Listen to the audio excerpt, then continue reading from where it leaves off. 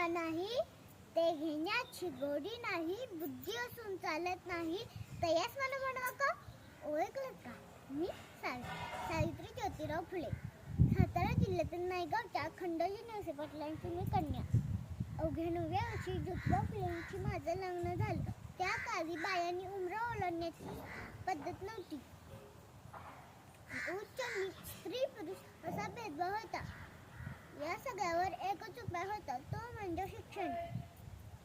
एकदा असं झालं की शिक्षणाचा प्रसार करताना ज्योतिबा फुलेंना ब्रिटिशमेन म्हणाल्या. Mister Phule educate a woman first झालं. त्यानंतर ते घरी आले आणि मला म्हणाले, सावित्री, आजपासून मी तुला शिकवणार.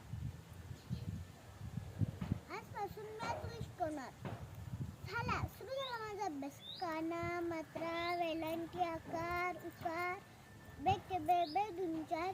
मी लिहायला शिकले, वाचायला शिकले आणि काव्य सुद्धा रचू लागले.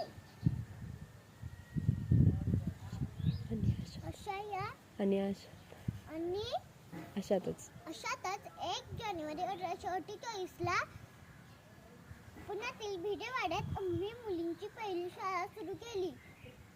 आणि एक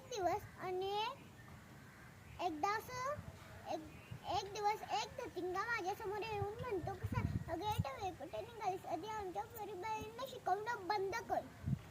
अगं तुला तुझी अब्रू प्यारी की ते शिक्षण? कदाचित त्याला माहित नसावं, आम्ही सुद्धा ज्योतिबा परिवारांच्या पत्न्या होते.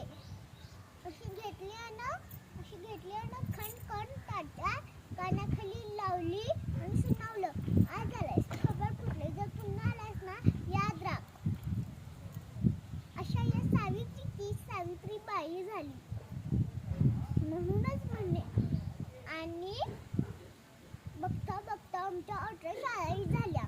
म्हणूनच म्हणे, विद्येविना मती गेली, मतीविना गती गेली, नीती विना गती गेली, गतीविना वित्त गेले, वित्ताविना शूद्र खचले, इतके अनर्थ अविद्येने केले.